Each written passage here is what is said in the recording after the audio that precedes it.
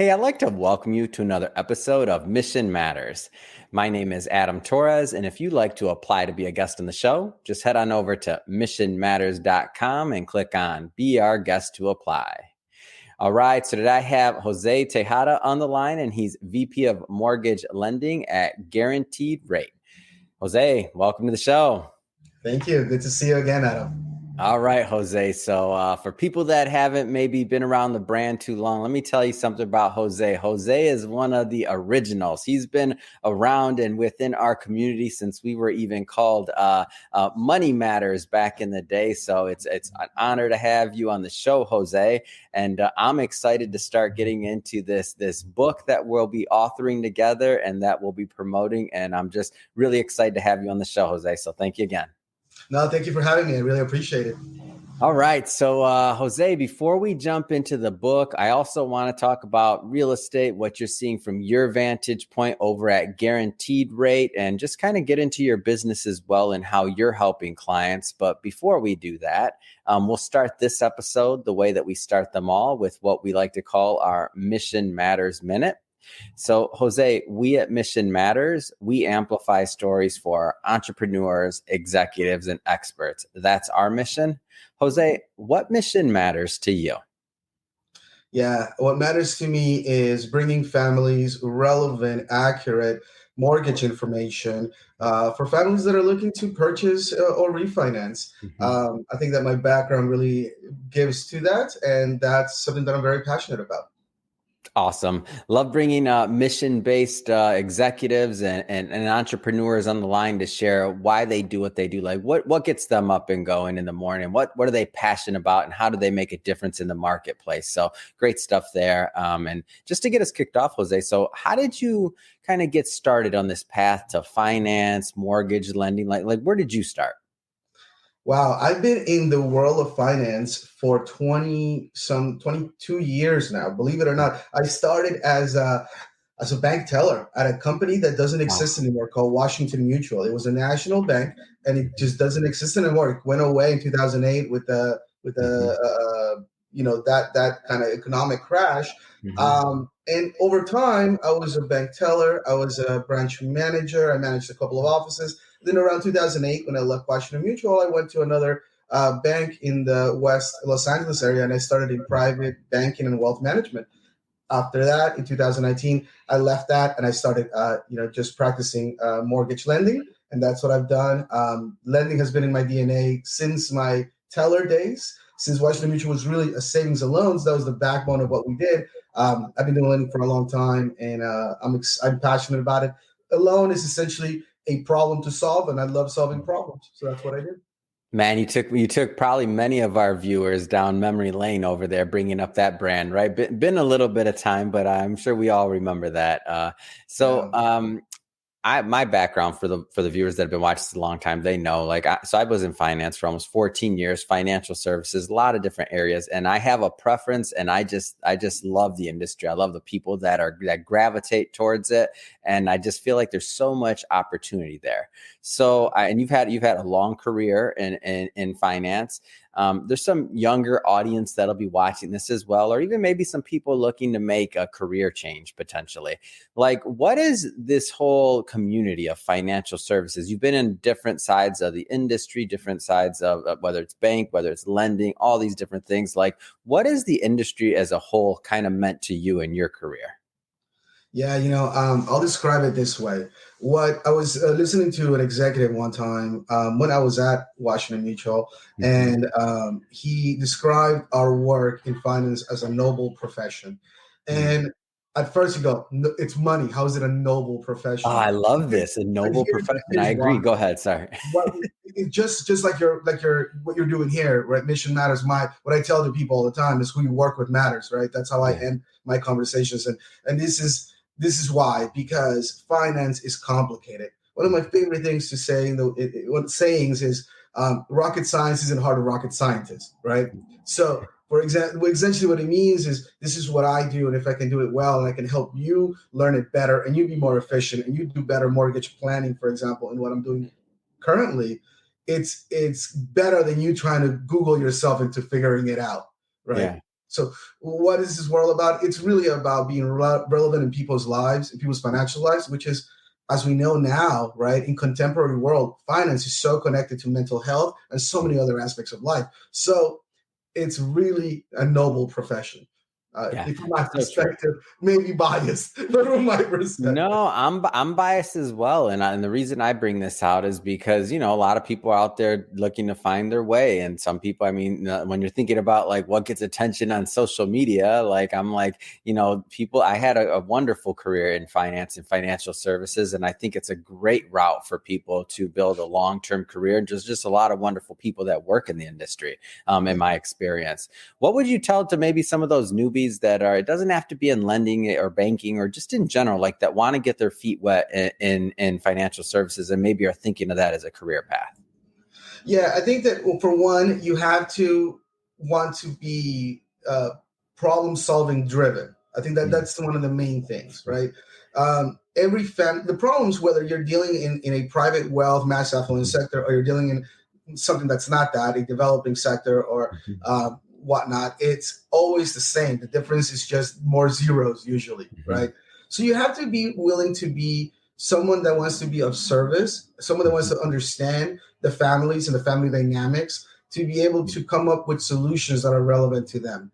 I think that that's what makes a really good person in finance, as opposed to someone that's going to give a cookie cutter answer to everybody. mhm, You want to be able to be more specific and mhm. bespoke in terms of your solution. Mm, it's awesome. So switching it up a bit, I do want to get into this book. So I'm so excited to be to have you as an author in one of our upcoming launches. I mean, when Shirag, so the other co-founder here, for those watching, let me know Jose was joining the project. I'm like, oh, come on, what a rock star! So first off, welcome to the book. And I guess what I'd ask you first is like, what kind of messages would you like the readers to? And we're not going to, for everybody watching this, we're not going to spoiler all the content, just so you know, because we want you to buy the book. We just want you to get really excited because it's coming up. So what kind of content would you like the reader to walk away with or to be presented with? Thank you. No, listen, I am so happy of the success that you guys have had. I thank you for the opportunity to be part of it. I saw that other authors as well are tremendous professionals. So thank you for letting me be part of this book.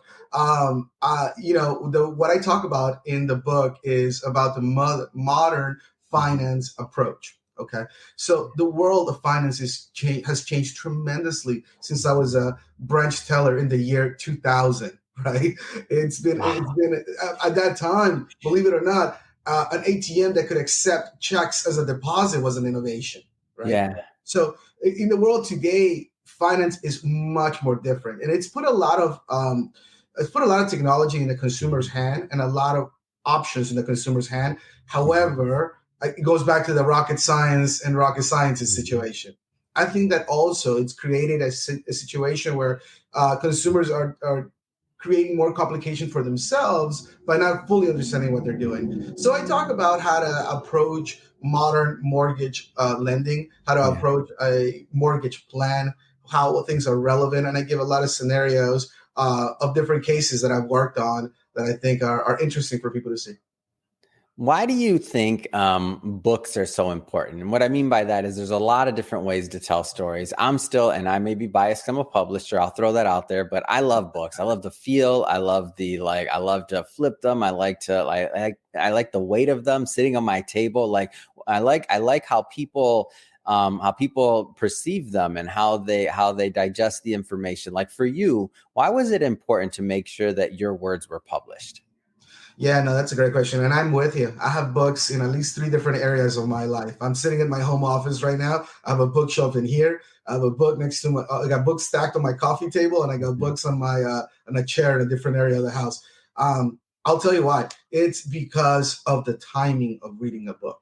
Okay. Mm. Um, if you're listening to a podcast, which, they're great, they're amazing, they're a fast consumption item, right? If you're Yeah. watching a video, it's a fast consumption item.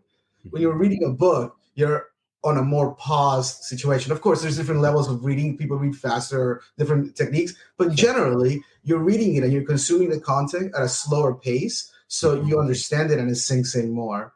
Yeah. That's what I at least personally like about books and why I wanted to be an author.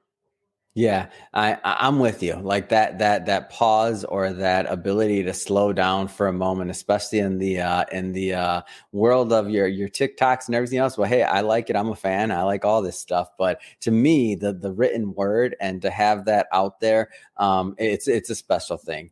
And then now the next part of kind of the way that we're putting out this book, of course, is going to be with multiple co-authors. Can you talk about like the idea of community around books? Because I think I'll tell you, my first book that I put out was by myself. It was, I put it out, and it was kind of a lonely situation from the standpoint of when you're done promoting a book, like it's done, like it's you, right? It's you or your Yeah. company and whoever's promoting it. But this kind of the community of entrepreneurs that we've built around the series and around the book, like talk about the community a little bit, because I think it's kind of cool. The real estate community is a very tight knit community, and there's a lot of niches. There's a lot of very specific things that are done that to serve a client well, you shouldn't try to be a jack of all trades.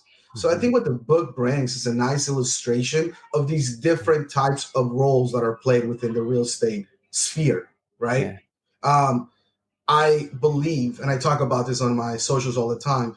Look, I have a background in financial services. I've had my Series 6, 65, 63 insurance licenses. I have a mortgage license. I've been a notary public, right? But you know what I do? I do your loan. I take care of your loan. I give you mortgage planning. We talk and Mhm. understand what we're doing. I'm not going to be your realtor, and I'm not going to be your Mhm. financial advisor, right? And I think that that's what's interesting about the book. You understand what each role, I should say, is played within a real estate sphere. So Yeah. that's what I like about the collaboration. Awesome. So speaking of what you do on a day to day, I think it's a great transition. So let's go further into guaranteed rate. So tell us a little bit more about the company. So Guarantee Rate is at this moment either the third or second national direct lender. We're a very big company licensed in all 50 states. The company contracts loan officers, which is ourselves, and we call them vice presidents of mortgage lending. And each of us runs our own team in our local geographic area. I myself am licensed in 5 different states. I have licenses in California, obviously, Nevada, Florida, Washington, and Colorado. And each team runs their own sort of sphere within Yeah. the company.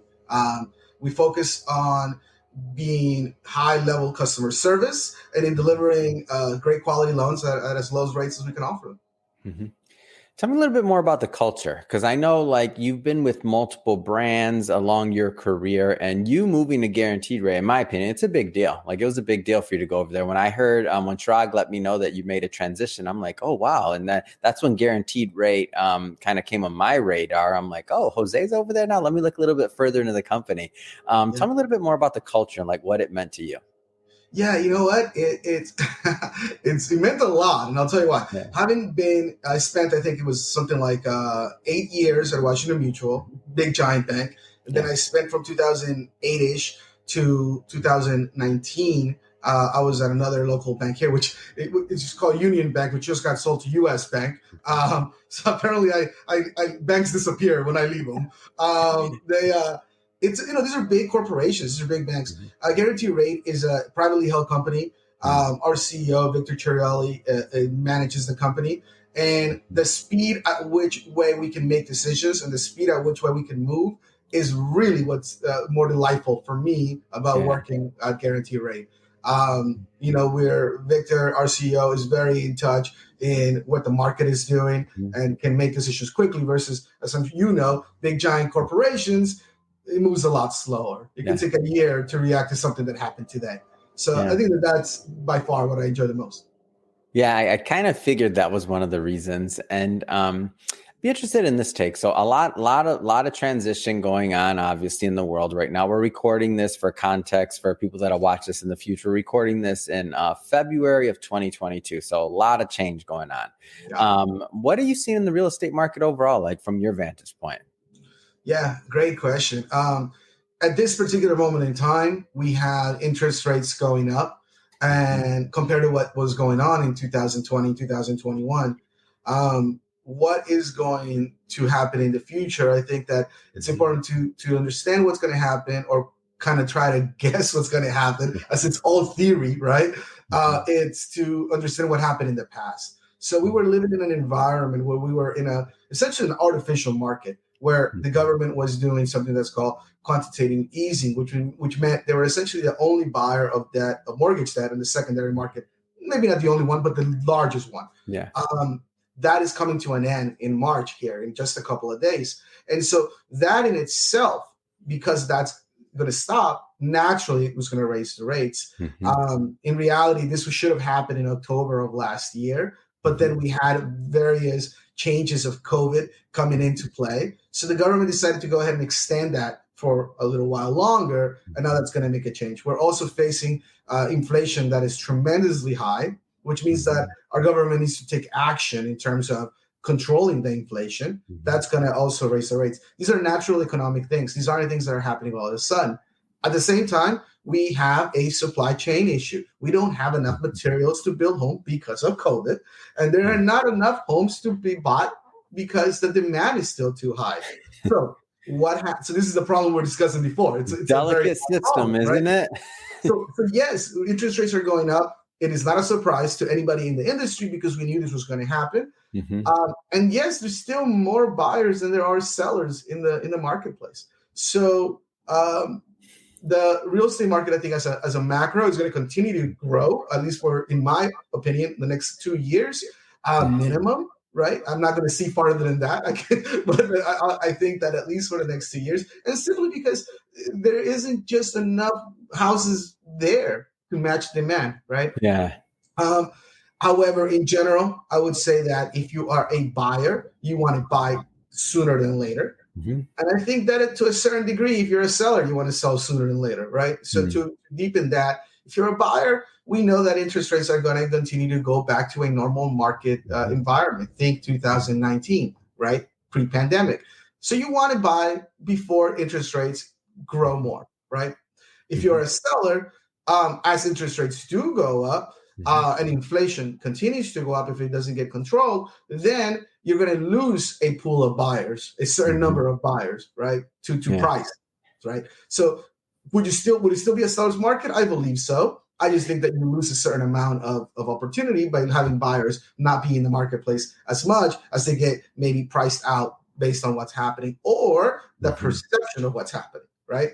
So somebody might say, for example, the rate goes from 3.5% to 4%. And they go, I can't afford this anymore. However, in reality, the change in the payment is just a couple of dollars, depending on the loan amount that you're borrowing, right? And so this is why I tell my clients all the time, you pay for loans with dollars, not with rate.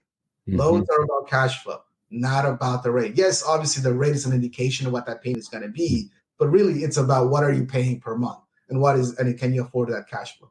So I don't know if that was too long or too short. No. And actually I want to take it one level deeper. So I mean, this recording will be out there for, forever. It'll be evergreen. So I don't want to necessarily go into any loan programs because I know those change all the time.